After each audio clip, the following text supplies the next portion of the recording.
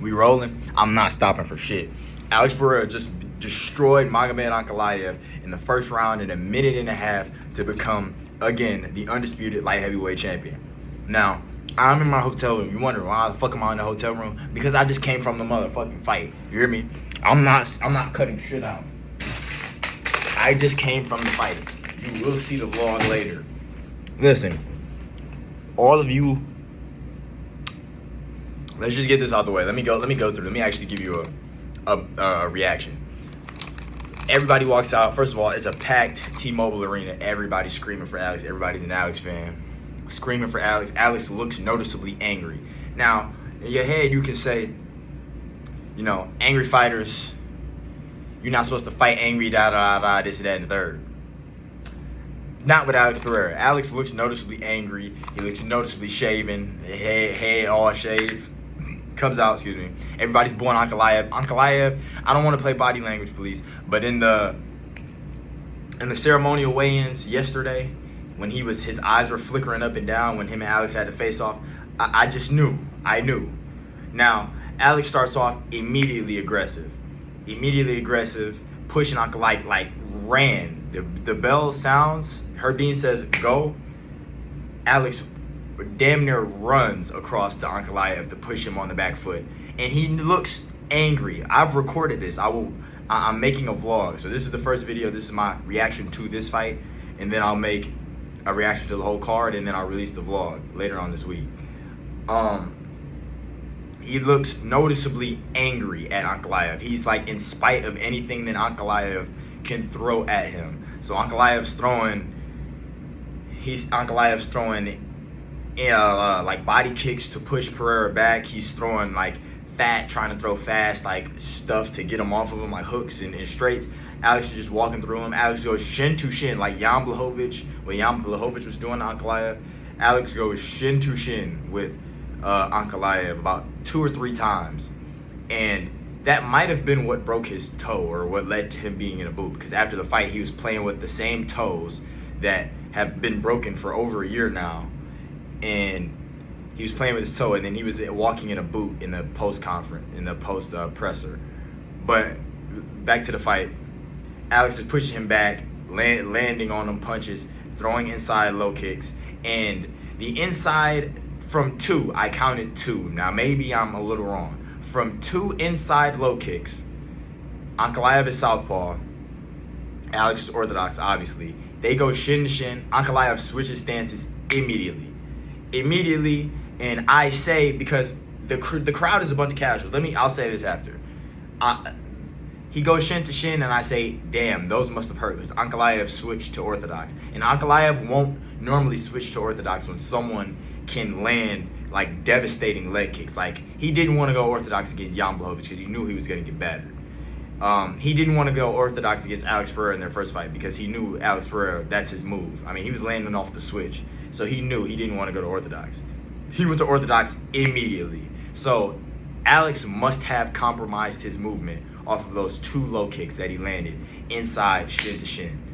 So that happened, and all of a sudden Alex is pushing Ankalaev back against the cage, against the corner that Ankalaev's at, or the red corner, and throws a looping overhand. Like it was just a straight. It was like one of these straights. It wasn't like an overhand, because overhands are like that. It was like one of these straights instead of like that. It was just like, you know.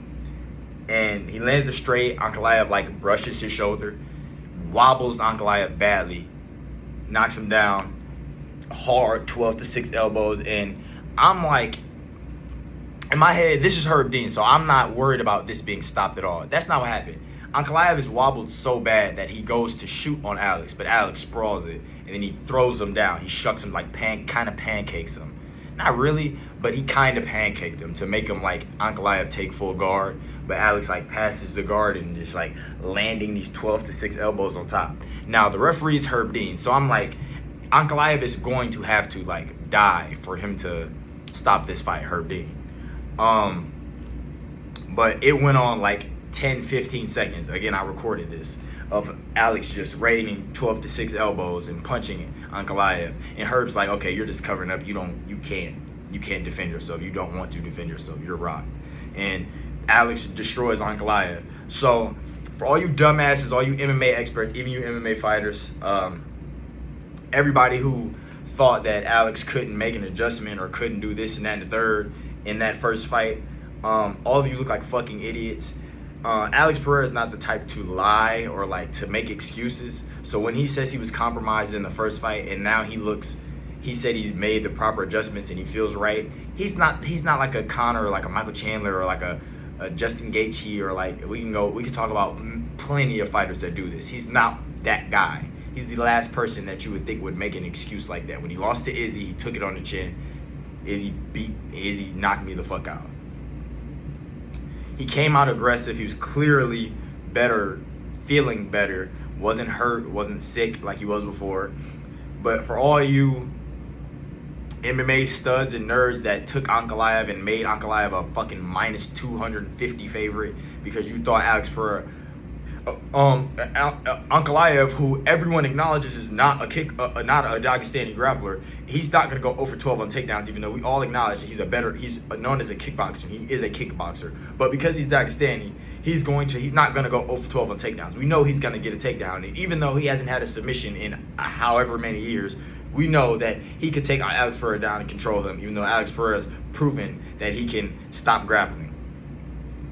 It just blows my fucking mind. I told everybody it was gonna be a second round KO, a first or second round KO. I mean, I have it on it, like y'all watched it. This is not surprising to me. I was screaming my ass off because like this is my favorite. This is my favorite fighter of all time.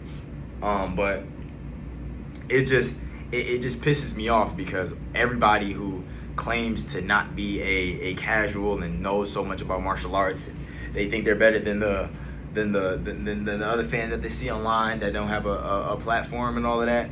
Y'all don't know what y'all talking about. Y'all fighters that think that y'all can beat Ankalaev, Robert Whitaker. I love Robert Whitaker. I've made videos defending Robert Whitaker.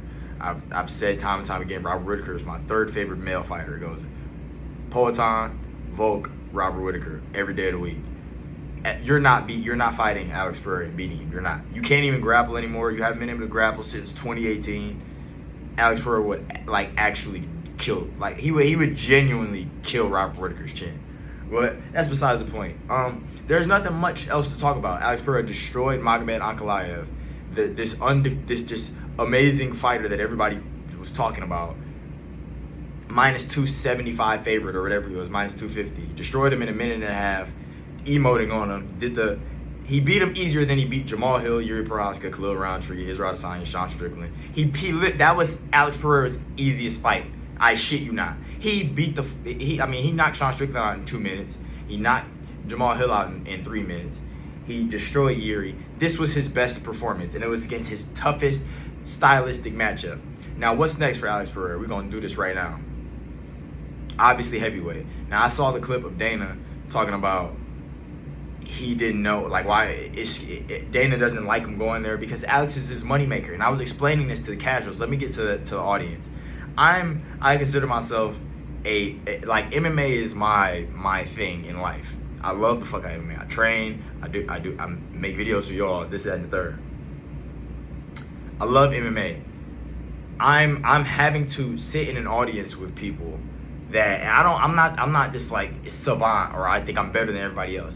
But like, just an example, when Josh Emmett and Yusuf Zalal fought, and Yusuf Zalal took Josh Emmett down right away, and then transitioned to that armbar, and he made Josh Emmett tap, and everybody's like, what the fuck? And I'm sitting there clapping. Now, my last video, y'all know that I said, or in my video earlier this week, not my last one, I said I thought Yusuf Zalal was going to win the 30-27 decision where he ran around. But I knew Yusuf Zalal was going to win. I hated on him because his shit performance. I literally had to clap for him and say like good fucking shit. Like that was amazing. People are looking around like what the fuck happened. The whole crowd went silent. People on Twitter were talking about like what the fuck is wrong with the crowd? Like why is the crowd so like dumb? And I'm having to respond and say I'm in the crowd. The crowd is filled with fucking casuals. They don't know that you can verbally tap. So while everybody's like, oh, what the fuck? Before like Joe Rogan comes on and says Josh Emmett verbally tapped, I'm telling people, they're like, what is happening? I'm like, he verbally tapped. Like his arm was getting bent, and then the other one was also trapped. So he said tap. You can do that in MMA. That's how the fight gets stopped. Like, that's obvious. That's why Josh Emmett got up, didn't complain, he just walked back to his corner and said, fuck. It was so fucking obvious. But that was the crowd that I was dealing with. That was just one example. They didn't know that you could verbally tap. And then we got like the Nelk boy prototypes behind me talking about, oh, this guy knows his shit. And then as soon as I told them that, Joe Rogan says he has to tell the crowd because everybody in the crowd's like, what the fuck, boo. And then they're like, oh, complete dumbasses. But the crowd, that's the whole point about the crowd. But there's not really much else I can say about the fight. Alex Pereira did what I thought he was going to do. He is better than Magomed Ankalaev. Alex Pereira is one of the greatest kickboxers of all time. At minimum, at worst, he's a top 10 kickboxer of all time. He is the greatest combat sports athlete ever. I don't want to hear it. There's no one better than him. 2-division glory kickboxing, multiple defending champion. 3-time UFC champion. Defended the belt 3 times. 2-time light heavyweight champ. Defended it twice. Middleweight champion. Beat a million different champions. We know who he beat. Beat Israel Adesanya, Sean Strickland, Jamal Hill, Jan Blachowicz, Yuri twice. Now Magomed Ankalaev. He's beat 6 champions, I believe. 6 champions in the 4 years that he's been in the UFC. He's the greatest combat sports athlete of all time. The move is obviously heavyweight. I don't know why Dana. Well, I know why. Let's get to that point. Dana wants Alex to stay because now Yuri was seen crying at the end of the thing. I love Yuri. We'll get to that in my actual reaction to the whole card. Yuri was seen crying. There are matchups for Alex. Like you could run the Yuri rematch. I think it'll go like how the Volk Holloway trilogy went, where Alex just fucking starches Yuri, especially the Yuri that I saw earlier. And then you have Carlos Ulberg, but then there's nobody. Carlos Ulberg isn't really a draw. He got gifted a matchup, a layup against Dominic Reyes, and they're trying to build him up because he's a handsome guy, blah, blah, blah, right?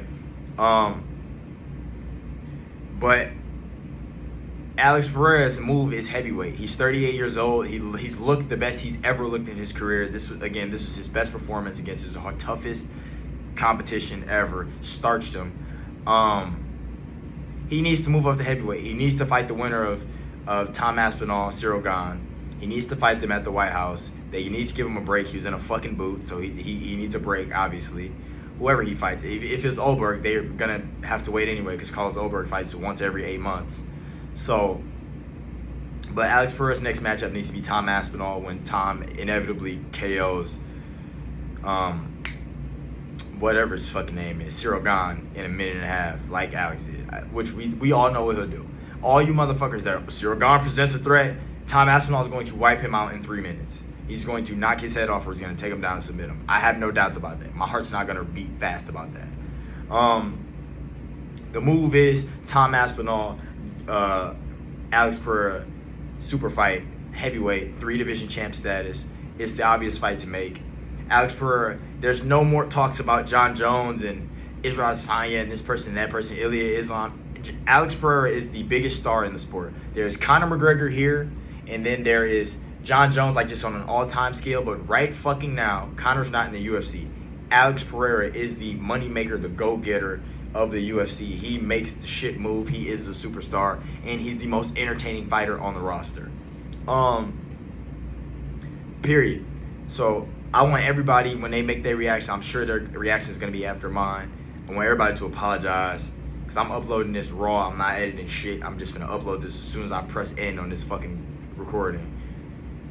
I want everybody to apologize for what the fuck they said about Alex Pereira because he is the greatest combat sports athlete of all time. He just proved everybody wrong.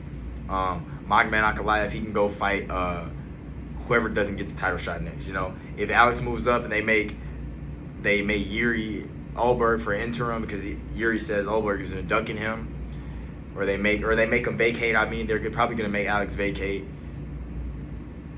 If they do Yuri Ulberg, fine. Ankalaev can go fight Khalil Roundtree or something, running back with Jan Blachowicz, some shit like that. But he doesn't need to sniff a top 3 matchup. He got fucking starched. But yeah, that's the video. Y'all have a good night. Chama. the only person in the UFC currently that can beat Alex Pereira is Tom Aspinall. Not even John Jones can. But I wouldn't want to fight John Jones now because his brother just passed away, so I wouldn't even think about booking him. And he might beat everybody with all that anger. Hey, obviously anger fucking works for you. But y'all have a good night.